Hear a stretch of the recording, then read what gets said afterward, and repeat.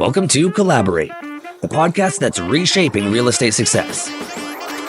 Whether you're a new agent striving for your first big win or a seasoned producer ready to break into the top 1%, Collaborate is your gateway to elite strategies, global networks, and industry-changing insights. Each episode delivers actionable advice straight from the top 1% of real estate professionals worldwide. This is where you learn the tools, tactics, and high-level techniques you need to scale your business and unlock financial freedom. Don't just survive, thrive.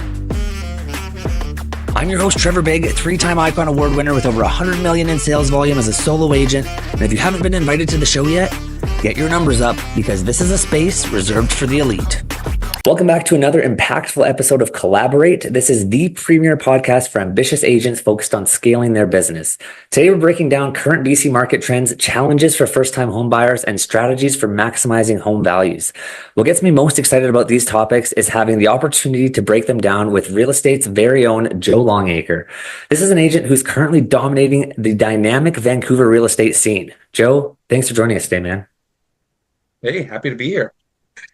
Appreciate it, buddy. If you don't mind, share a little bit about yourself, where you're from, how long you've been in the game, and most importantly, what made you to decide to sell real estate in one of the country's most competitive markets? Right on. Well, happy to break that down. I guess there's a number of questions in there, or a number of things to touch on in there. Yeah. What made me, decide to get into the game, so on, was just sort of always, I guess, growing up around a bit of real estate, father in real estate, so on, as a young kid, and seeing sort of some of the day-to-day in it. I thought it was a pretty rewarding, as far as, whether the core values of what I want to do for myself, that's, kind of help people, but also have a little bit of flexibility in my life, not necessarily cut out from the 8 to 5, and there's nothing wrong with that, but it just doesn't really necessarily work for me. I am a workaholic, but doing it at random times and places. So that was a thing that was attractive and so on. Although I do find, it's a lot more than 8 to 5. We never sleep, really. But with that said as well, to answer your question, getting into the market here, I've been in about, just over 3 years, which if we put that into a calendar and run it back, that's going to put us right into the middle of COVID. For sure. A rough time that I think we all can recall. And with that said, it was in my personal scenario or my personal world that I had been doing tech sales, selling a product that went to hotels through the Western North America, for that matter. When we think about hotels during COVID, I think if you can recall media stories or, anyone in the hospitality industry, and I think we all know, a number of people, at least in that industry, it was a really, really hard time. Hard times, yeah. And they needed to keep the lights on or even keep their staff employed so they could feed their families and so on like that. So buying products that were amenities in the tech space and so on like that fell pretty far down their radar in that point in time. And, I had a chance to look at the world from two different lenses. One of them, poor, pitiful me. Yep. What am I going to do? Or let's sit at home and, cry, scream into a pillow. Or let's take these tools that you had gotten through the years of doing the tech sales and the background of knowing a bit about real estate through just, a child watching his father and looking at it. I thought, okay, I've done contract negotiation here with tech sales. I've done a lot of sales. I've built a business from lead gen from the ground up and so on. Yeah. So, I think a lot of those things transferred over. And I thought, hey, what an opportune time to, while we're at school or while we're at home here, go back to school and get a real estate license and maybe come out of this bigger, better, faster, stronger than before. And so it gave me a chance to pivot during that time, which obviously I'm not grateful for the times, but I'm grateful for the byproduct of what came out of the times. And a few years later, here we are and happy I made the move. Was there a defining moment when you knew real estate was the right path for you? Oh, that's a good question. I think it might have been like along the way, like really just enjoying, like along the way being like going through the education and so on and, getting myself closer to the goal of even being licensed. It felt like a right path. There was still some uncertainty in what was to come and how it was going to feel. And obviously, you try to be as confident as you can, but, those first couple of deals is, what am I doing? I think getting on the other side of those couple of deals and actually feeling the ride that you go on with your clients, the journey that you go on with them. For me, to answer your question, long story short, when you achieve the goal and you see either the look on their face or the smile or the, just the positive tone of they've accomplished some sort of real estate goal, some sort of dream, whether that be down to a next chapter, downsizing, upsizing, getting themselves into the market for a first-time home buyer, feeling the end goal of being on the ride with them, riding that roller coaster and guiding them to the end of the journey. That's where the first couple of times that happened, it really was validating enough to say, this is the right decision. This is a good career for me. I really get joy out of it at the end of the day. I totally agree with you, man. It can be one of the most stressful jobs on the planet, but also one of the most gratifying. 100%. 100%. I feel both sides of that. The stress is real, but the gratification is super real and makes all the stress worth it. Big time, man. The real estate industry, it can be tough, especially when you're starting out. What early challenges did you face and how'd you overcome them? I mean, I got to think it's true in majority of businesses, unless you have some sort of startup product that the world never saw before, anything along those lines. It's, first of all, to your point, trying to make yourself either stand out or the biggest challenge is, I think for myself, and I've spoken with a number of other agents, new or very vetted, you get out of school and you're off to the races. Like, I'm licensed, let's roll. Everyone, let's go take over the market. I think they always, whether it was my personal brokerages, startup lab or business building development, career coaching, whatever we want to call it, as everyone said, hammers on like starting your sphere.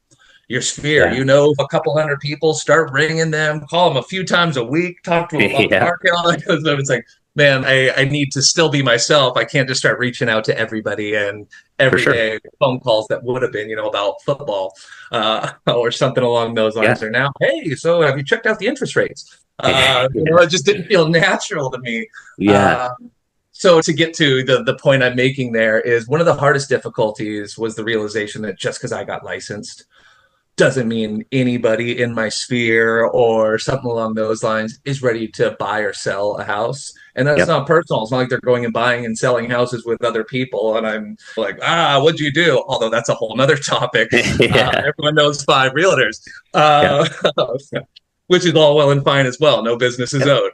But at the same point in time, to answer your question, I think it was just like the perception of, or at least the reality being, wow, you're at base level here, you're at ground one, and you need to build your business, or you need to make sure at least when that time comes about with your network or something along those lines, or even other lead gen capability or opportunities, something like that, at least you're becoming relevant in the conversation. You're top of mind at the moment in time when someone is looking to make that deal. So again, to circle it back, I'm gone on a long tangent here in case you haven't noticed. I get a little bit wordy on things. But with that said, it was, a hardest struggle was getting in and going, wow, this has, ongoing costs and so on like that. It costs money to be a realtor. It costs a lot. And if you're not making money, all of a sudden you're monitoring those numbers quite a bit tighter than before. And, the stress kicks in on, wait a second. I'm putting a lot of water on this plant and I'm not seeing the fruit. When's the fruit coming and so on? But again, to go back to the question before, fortunately for myself, at least for being able to handle that mentally a bit, I had through the tech sales job. And so I mentioned, learned what nurturing a pipeline from scratch looks like. And, it starts with 1 and then it goes to 2, but then that 2 can turn into 4, then that 4 can turn into 8, then like the snowball can start rolling and so on. But, being slapped in the face with, wow, you're back to square one and no one's quite ready, or the ball isn't going to just roll itself. You need to do that was the hardest sort of, I think, challenge going into it.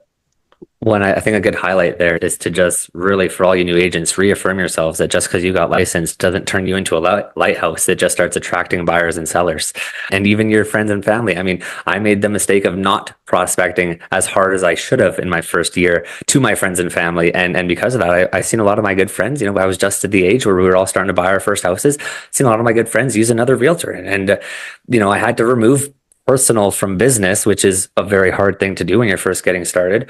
But then I had to really break it down on why they were choosing another realtor. And it was simply because I wasn't providing the level of value that these other realtors were providing. And of course, I don't have the experience, but you don't need the experience to provide value. So you really just need to stop kind of hoping that your license is going to turn into this lighthouse and find ways to provide value. Yeah. And even if you are, to stick with your metaphor there, even if you are the lighthouse, shoot, in Vancouver, there's 10,000 other lighthouses shining their Yes. light as well. Yeah, And it's very easy to sort of get lost in the mix, or to your point there, if you're not providing the value or reaching out. And it doesn't, to the point I made back before, it doesn't have to be every conversation or anything like that is talking about, hey, have you checked the real estate? Have you checked the interest rates? Or you're like, yeah, what I ended up finding out for myself, and not like that I'm this oracle of business growth or anything along those lines, yeah, but what I did find for myself was, it's okay to just be authentic. It's okay for those conversations when you're checking in with friends to not be about real estate. They know yeah, you do real estate. They're just checking in if you're present in their life most of the time. It's somehow or another. It for doesn't sure. have to be your monthly email newsletter that is highlighting inventory crunches or bank rates dropping or anything like that. Just check in and take your dogs for a walk. And on that dog walk, all of a sudden, authentically, something's going to come out. Hey, how's For work sure. been going? Something along those lines. And that's something that has made me quite a bit more comfortable in sort of what is often talked about as, touch base a couple times a month and all that. I, in my head, getting into it, was thinking like every touch base had to be about real estate. And that's Yeah, what yeah, you're yeah. hammering me to do. But it's like the more you can, and it's not sneaking real estate in, but it's authentically bringing it up when the time's right. And that's when people want to listen, because maybe they asked you a question rather than you telling them a story. For sure. I mean, people at the end of the day, people buy into people more than they buy into businesses. And so they're only going to do business with you if they trust you. And so, I mean, your lead generating magnets or your social media ads or your Google advertising, I'm sure they can attract lots of leads, but how you're going to retain clients is authenticity.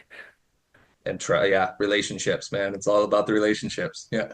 Did you have a mentor when you started out or use any specific strategies that helped you find success in those first few years? I had some friends of mine that, I wouldn't quite call it a mentor position, but at least some people I could reach out to and pick brains and ask Yeah. questions and get myself a little bit more familiar. Upon joining my brokerage, and this is by no means a sponsorship for my brokerage or anything like that, McDonald Realty is who I'm with in Yep. here in Vancouver. And as much as it's not a paid sponsorship, I will give them a quick little unsolicited sponsor here because I've Yeah. been really, really happy with them.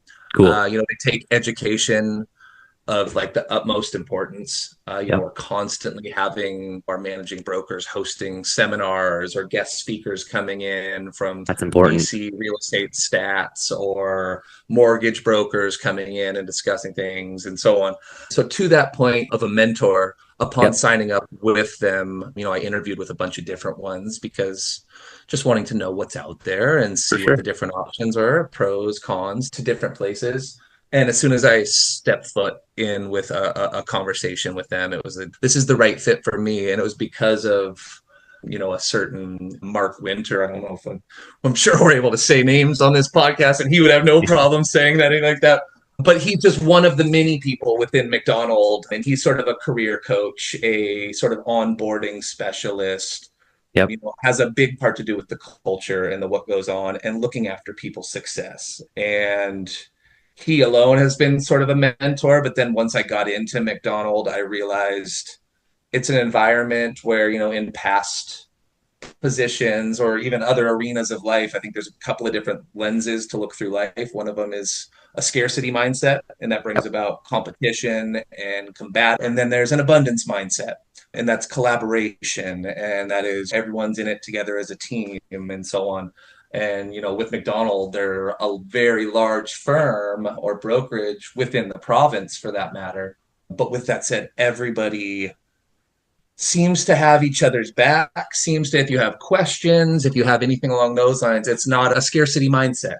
So mentors, I can't really single out one Okay. within, but anybody I've talked to or had the ability to talk to at any point in time, whether it was a quick question or someone wanting me to host their open house because they knew I was new or something along those lines, they've been lovely in, having sort of brokerage wide mentorship. Cool. That's awesome, And it's man. just You part of the said, culture. It's like from the bottom to the top. That's sort of the culture. and I think that's super important. That's probably more important than anything else is picking a brokerage that you can culturally get behind.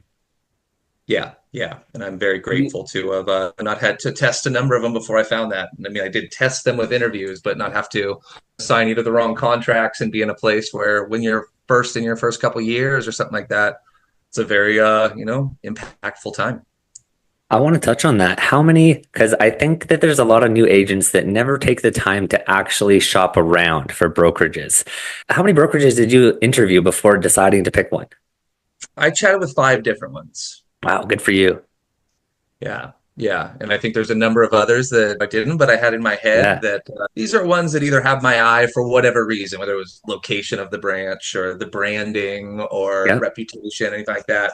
But then when I got in and chatted with the different ones, not to speak poorly on any of them, but Yeah. this was the shining light. This was the lighthouse that that shined. Yeah. Well, and it's because you were able to get behind the people. The people were able to show you, the strategies and the techniques and the training. I think the training is a big one because that's one that I think, in my experience, anyway, I've been through a couple brokers. I'm the other realtor who signed on to a couple different brokerages before finally finding one that really aligned with what I had going on. But I think that's important, man, is finding one that you can really get behind that trains you to do the right things. Because, okay, good instance, my first brokerage was more of you got your license, now figure it out, right? And man, you spend a lot of trial and error figuring things out. Whereas like that period of time where I spent, 14, 18 months doing all of this trial and error, that could have been shortened to like 2 months with the proper training, right? Yeah. Yeah.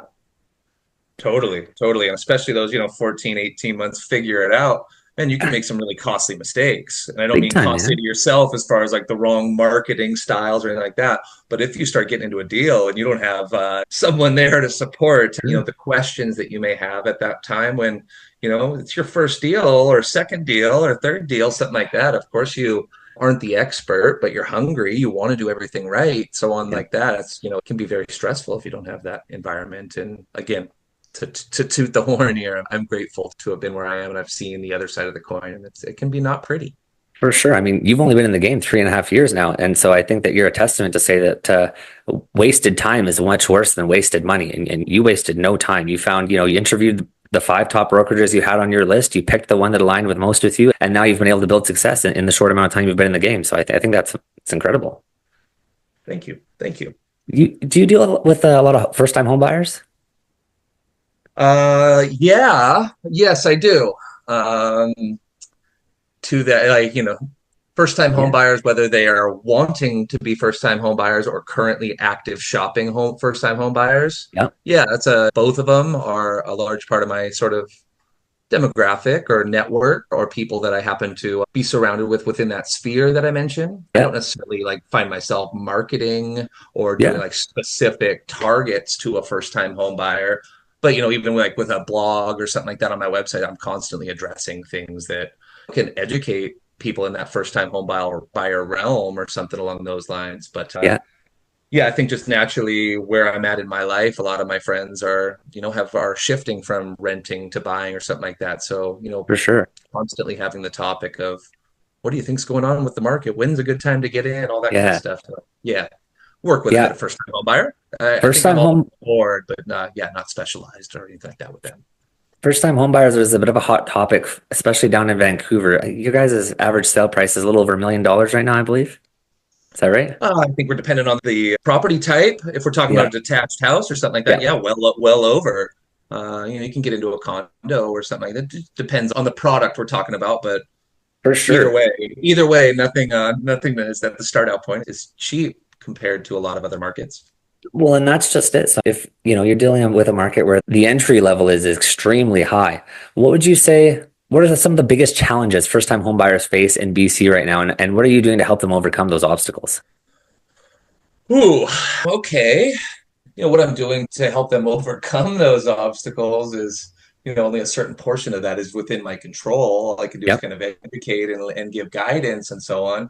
Obviously, if buying a home is one of your top priorities in life right now, which there's a lot of people that are perfectly okay with, being renter for life and so on. And I think there's nothing wrong with that. I would say, depending on if you're trying to build wealth and so on, the real estate's oftentimes one of the leading metrics in that or something along those lines. For But sure. Yeah. With that said, if that's one of your top priorities is to get yourself into a home and be the owner of it and, start stapling that cash to the floor rather than throwing it in the air, you know, we look around Vancouver and I'm guilty of it myself, overindulging in weekend fun or just simply dining, things like that. If you can reel in the pocketbook, a dinner right now at a decent place, if it's just you and your partner or you and a group of friends or you just going out, even if it's just you alone to go get a decent sandwich or something along those lines, is, a nice dinner for my wife and something like that. If we're going to a place, which I don't know if there's going to be a video on this or anything like that, but I'll put it into quotes, nice place where, you're getting what you are marketed as a nice, shoot, it's going to be a couple $100 easy, $100 a head. For sure. If you're doing that even twice a month, you're talking in just 2 nights week or 2 nights of eating a dinner, you put $400 out of your pocket. So I think I don't want to preach not enjoying life because I think that's super important to also, go out and prioritize. But, work hard. Obviously, it's a tough topic because I want to help people all I can and so on. And obviously, the hot ones that's constantly brought up is go to the bank of mom and dad or anything like that. Bank of mom and dad can help you with that down payment. And then shoot, if you can get the down payment, all of a sudden your mortgage is going to be almost comparable to our exorbitant rental rates and so on, which, hey, there's a bit of truth in that depending on the product we're talking about. Yep. But, not everyone's fortunate enough to have a bank of mom and dad with 6 figures sitting disposable in it. And so to that point, I think it's just be like authentic, talk to people about what they can do to maybe save some bucks. If you look around, even in the market right now, things aren't going down. But for example, in downtown Vancouver, I'm seeing some prices that, again, one man's affordable is not the other person's affordable or something like that. But, you are seeing things not necessarily go down, but at least you have the leverage as a buyer right now to, get the inspections, not fear having to pay hundreds of thousands of dollars over anything along those lines. There's definitely some mortgage. I have a few different mortgage brokers that I'm put some first-time home buyers and other clients for that matter in touch with constantly to just see what different options are. I mean, I think everyone's under the impression they have to come up with 20% down or they have to and there's a lot of cases where you don't need that. So I think it's just kind of explore your options and look at your budget of what are your monthly ins and outs and maybe see if, the saving of the cash is the tight part or the complicated, the hurdle in your journey. Just analyze that and see what you can do to just maybe do a little bit better. But, my heart does bleed because it's a tough market for a barrier of entry. I can't get around that question.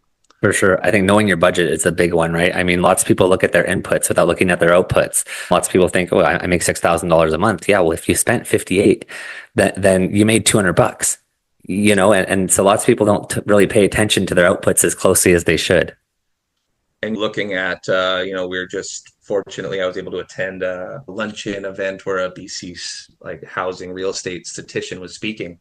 And, they were comparing some of the things that just made my mind go, wow. Obviously I feel it. We know Vancouver's expensive and so on like that. But to put it into some quantifiable numbers that he illustrated was, some other cities, the Calgarys, the Edmontons, or not any other, I can't say any other. There's certainly, exceptions to the rule and so on. But, they were putting 35 to 37% of their income behind shelter, qualify that. And that was obviously your rent, your, utilities, your things like that.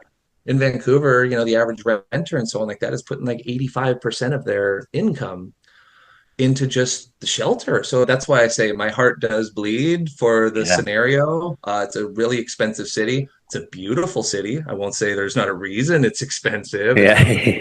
Highly, desirable places, at least within Canada, depending on what your desires are. But I mean, a place where you have the ocean, you have the mountains, you have a city with a global demographic melting pot of cultures, which brings you the cuisines and the shopping, the food.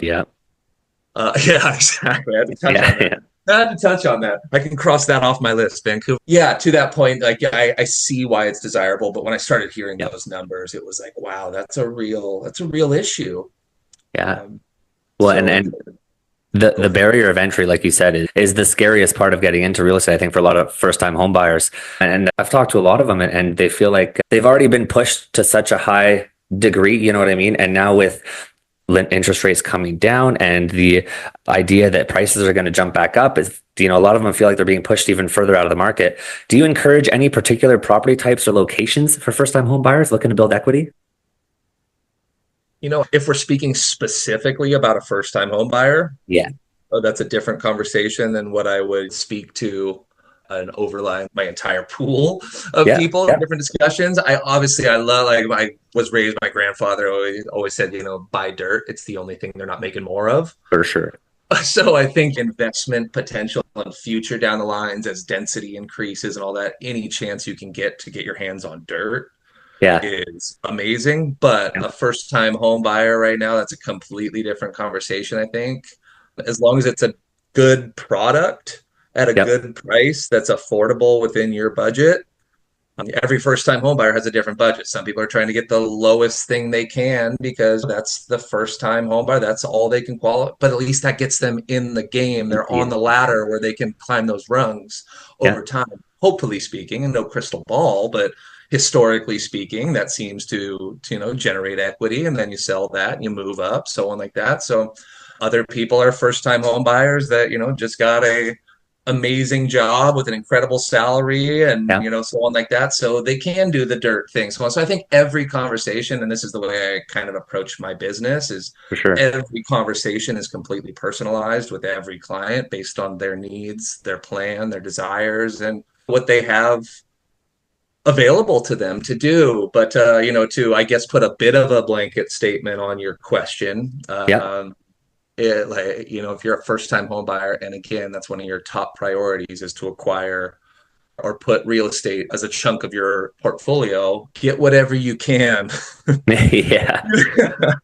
That gets you in the game that you feel good about. Obviously, don't get whatever you can and don't have it inspected, or get some sort of condo that hasn't been rain screened in Vancouver. So it's not get whatever you see out there. Make sure it's a good property that you're not going to have to dump a bunch of funds into and so on like that. Unless that dumping in of funds, you can run your Excel spreadsheet and see the light at the end of that tunnel. But long story made short, a first-time home buyer that really wants to get into a market and they're not in it currently, get whatever you can get. Exactly that. I've talked to so many other agents and they all say the same thing. The best time to buy real estate is always 5 years ago. Precisely. Yeah. Every time. I mean, me personally, I did the same. I walked that same ladder. My first place, spent 100 grand, bought a double wide mobile. We fixed up the floors and the kitchens and the countertops and the bathrooms and did the whole thing. I sold that for 180, bought our next house. Nice little, had a basement suite in the downstairs. So it was covering part of our mortgage. Sold that to get the next house. And then now we're finally in a nice 3,000 square foot double garage, backyard, the whole thing. So you got to just get on the ladder and start climbing. Exactly. I mean, if you're not in, you're not in. So, exactly that. Yeah. Let's talk about sellers for a second. We've focused all on buyers. Let's talk about sellers. For Vancouver specifically, homeowners looking to sell, what are some of the most important things that they can do to maximize their home's value in today's market? Again, I'm not a big fan of blanket statements of every scenario is going to be the same. But I think in some of my recent listings or anything like that, first of all, to maximize the value, I think there's a correlation with maximizing the eyeballs that see it and take it serious. Yeah. Nowadays, it's such a digital world that we're living in and so on. So I think I would start with, at least at the time of listing, I guess there's a number of things we can talk about that were leading up to listing, the lipstick kind of things. The like, hey, if you have really poor flooring, that's carpet and it's stain and so on, if it's within your budget, to put some of those lipstick things on that aren't huge spenders that can make a large difference visually. If you're talking, you have a 1,000 square foot place, 1,200 square foot place, and you already have tile in the kitchen and the bathrooms, we have carpet in the living room and bedrooms. You're talking about for a couple $1,000, you can put the flooring in and have that done, and that might generate 15, 20, 30, depending on the product, a bigger return. So those lipstick things, I guess, are something leading up to a client wanting to sell their house maybe in the next 6 months or so. That would be my recommendations. And then as things get closer to the actual listing, the week before sort of picture day for that matter, Yeah. it's time to really like, let's make sure we're trimming the fat out of Well your said. home here. In the sense to where, hey, zero judgment. Everyone live however you want to live, and I understand why that you have 3 coffee makers on the counter because your partner likes pour over, you like espresso. You like, I understand why you guys have that in your lifestyle. Yep. But we don't need to capture that in the brochure, and we don't need to 100%. capture that in the MLS photos and so on. So it's often just going in there. And there's been a number of times I used my car for some clients as a storage facility on picture day or on open house days. Like, I'll bring the bins. Like, let's do this together. Let's have fun with it. I'll get this stuff out of here. And to the point I was making of the digital world, I look online at a lot of listings, whether I'm working with buyers or sellers or doing market analysis or property evaluation, so on like that. I look at it and I always speak with my clients on the selling side, put yourself in the buyer's shoes when we're talking about selling your place. And that doesn't mean let's start not making you a proud of your home homeowner, but make it to where would you justify the value here and how would you do that? And then I'll start showing them some difference between some pictures that, they don't have to be professionally staged. They don't have to be anything along those lines. But you can tell when it's a realtor with their iPhone or a client that doesn't take their home and the preparation of the staging serious enough to where now to get to the point that I'm making, to stop rambling about the different scenarios of it. The point I'm making is in MLS or in realtor.ca or Zillow or any of these different sites where the average buyer is looking at properties, you get one first impression. Yes. Dude, and seriously. If that first impression, what used to be like, hey, there was in the newspaper, there was a little thumb cover story. It's like open house Thursday, but you didn't see the inside yet. You had to go to the property to see what you're now seeing online right away. If I see it, and granted, don't get me wrong, if I see, to stick with the same example, the 3 coffee makers on the counter, that's not going to be something I can't look past. But also at the same point in time, it might be just enough of an indicator that I go look at 2 or 3 other properties before that one. And even the coffee thing is the slightest example. We see some pictures where I'm sure you see it all the time as well yourself. It's like, man, if you just would have made your house look good, you would have had the bed's not made and the toilet seats are all up. You would have had 3 times the traffic at your open house. And, all of a sudden, if you only had 10 people, that 3 times could have been 30 people. If 10% of them are writing, guess what? You might have had 1 offer. You might have had 3 offers, just based on making your home at its first impression with people, make people want to go see it. Well, especially like you said, with the online, with the day and age that we're in, we're dealing with a much shorter attention span where, buyers in the market, buyers in the market used to, you put a house out there and they'd want to know the plumbing type and how old the furnace is and how old the roof is and what the windows are like. And now buyers are judging whether they're going to buy your house in the first 3 photos. Yeah. And so presentation is huge. Monster. And more so, I think, than ever. And that's why I bring up the point of, you used to have to go to these houses when an open house was printed in the newspaper, or your realtor was only bringing you a 1-page sheet in their binder of things that they would say, these are the new inventory for the week. Now, you flip a trickle campaign to your seller or to your buyers, and they're looking at what's on the market every day, whether you flip that trickle campaign to them or whether they're just using realtor.ca. They're seeing everything right away and making rash decisions on the property based on how it's presented. Oftentimes, a lot of people are able to look past that, and I commend them for that. But, I've had to work with some people that, you have to constantly be reminding them that couch isn't going to be there. Like, a little bit of a hack. I've started hosting my open houses the night before it hits the public market. Okay, go on. So I do all the advertising. So let's say the house is hitting the market on Friday.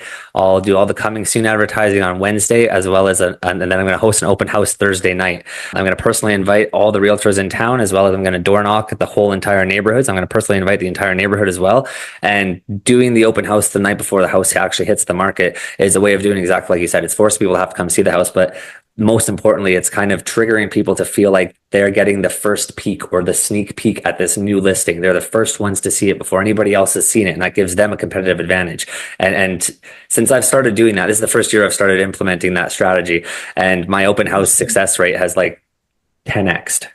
Interesting. I'll do like agent opens and so on like that before an open house. I'll do a third, but it's like when the property's already been visible on the MLS or something like that. That's really interesting. I like that. So that's been my issue, is lots of times you have the property hit the MLS on like a Wednesday, let's say, and you plan to do the open house over the weekend. Well, Wednesday, Thursday, Friday has already come and gone. Anybody who's really interested in the property has already booked a showing. So then by the time the weekend comes around, the open house is, you get a fraction of the amount of people that would have shown up had it have been the first opportunity to see it. Interesting. And yeah, you're dangling the carrot of, I got this nice place, but if you want to see it, I'm not going to feed you the carrot. The carrots, the photos, I'm not going to give them to you. Exactly. No, that's that. I like that a lot. Even my online advertising, when I advertise the open house the night before it hits the market, it's just a black open house, and it just says open house, and it says the date, and it says the address, and but that's all it says. It doesn't give you, not even an outside picture. Sneaky, Trevor. You're sneaky. No, well done. It's genius. As we kind of get to the near end of our podcast here, I like to end it with a bit of a loaded question. Since you've started, what's the most impactful? I'm sure there's been lots, but what is one of the most impactful pieces of advice you've been given this far? Okay. Let the hamster run in the wheel for a little bit to sort out the. I'll share one of mine. One of the most ahead. impactful pieces of advice I've been given has been, take nothing personally. Yeah. And, I've definitely had those moments. I think we even touched on, like even the friends or something like that, using a different professional, something like that. And, as the hamster was running before you shared that, I was thinking in my head, definitely one of them was another phrase right in that same lane that I had used earlier, that like nothing is owed to you. Yes. Good one, man. And I think those are very, very well correlated, because oftentimes when you potentially get frustrated or take something personal, it's because you felt it was owed to you. You felt like you had that one in the bag. Something along those lines. So I think that's one of them. And then I would spiral to another one that's like, just keep going. Like, I guess Finding Nemo or something like that, Dory, like just keep swimming. Just keep swimming, because there's been points in time, and I think anybody's career, real estate specific, or growing your own business or personal wellness or something like that, where you just hit like this block of, what am I doing? I'm not seeing the results, something like that. And then all of a sudden, I don't know if you've seen like the picture. It's like it's been a political cartoon or anything, maybe not political, but just like a cartoon illustration or something like that. And it's like these people like digging through a quarry in a rock and so on like that. And you see the person that's at like 50% there, and they give up. And you see the person that's like 90% there, and they show like the gold is like, you're about to break it through.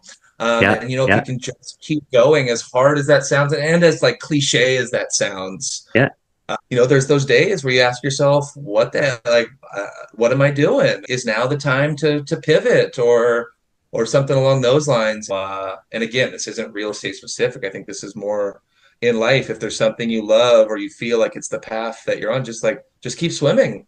Just keep watering that tree. The fruit grows. Sometimes, an apple tree doesn't grow apples one year, but the next year you have more apples than you know what to do with. For sure. I think any person has the ability to be a hyper successful person with the right level of consistency and direction. And I think those are the two main things, is if you're consistently moving in the right direction, there's no way you're going to fail. Yeah. I think that's relatively accurate. I mean, there's obviously force majeure, acts of God that can come in and interrupt that. But for the most part, I'm by no means disagreeing with you. No, for sure. And then, another thing that just keeps popping into my head, or just popped into my head, but I think it's really relevant. I didn't think of it right off the bat, but I do want to share it for my own self, just to get it off my chest, for that matter. When I got into the game as well of real estate, I had this perception that you better be driving a Maserati. You need to have your penny loaf. You need to have your penny. Gotta look cool. You better be wearing a blazer every day, so on like that. And you know what? Working with a couple of different people, having these conversations, so on. I even mentioned earlier Mark Winter, the guy that onboarded me at McDonald's, so on. You know, he's been fortunate enough to give some sort of mentoring and career coaching, and even talking to my wife and friends, all that about this sort of perception that I had in my head. And it kind of goes back to somebody telling me I was decent at sales. Like, does that mean I'm a used car salesman? Like, no. If I'm thinking in my head, every realtor has to be slick with their Maseratis and so on like that. Like, don't get me wrong, there's nothing against that Maserati driving realtor. He's in his lane, or she's in her lane, or they are in their lane. But what's something that was a perception and an awakening kind of for me is every buyer or seller has the type of person that they like to work with. And there's plenty of fish in the sea to, you know, let that person that you perhaps aren't get their business, and let yourself be the person that you want to be to get your business, and don't sacrifice that. It's not worth it.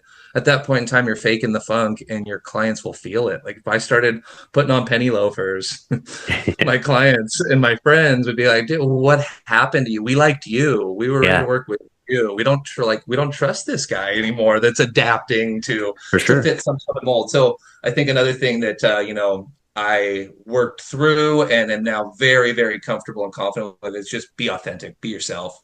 There's a buyer for everybody. There's a seller for everybody. Joe, thank you so much for sharing your insights, man, especially your expertise on navigating BC's market. It's been great hearing from your advice on both buying and selling strategies. If I'm listening at home, if I'm in the office, I'm stuck in traffic, and I wanted to learn more about Joe and the services he provides, what's the best way for people to get a hold of you? Oh, it's plug time. Yeah, sure. You can find me on the Google machine. Just you can type in Joe Longacre, real estate professional realtor, Vancouver, something like that. But I do have a website, joelongacre.com. You can email me, joe@Mac Realty. Phone numbers or just on a Google search, anything along those lines. I'm happy to chat with anyone about anything at any time. Joe, thanks again for joining us today, man. And for everyone listening out there, don't forget that this is where today's industry leaders are providing actionable steps that you can implement into your business today. Join us next time if you're looking for high-level strategies from industry's top 1%. Thank you so much. Thanks for tuning in to Collaborate, where we're not just talking about success, we're building it. If you found value in today's episode, make sure to subscribe and never miss out on the insights that could take your real estate career to the next level. And remember, this is a space for the elite. If you're ready to level up and become part of a global network of top performing agents, join us at the Global Group for exclusive tools, resources, and opportunities to collaborate with the best in the business. I'm Trevor Bigg, and remember, if you haven't been invited to this show yet, you need to grind harder, hustle smarter, and get those numbers up, because this is a space reserved for the elite.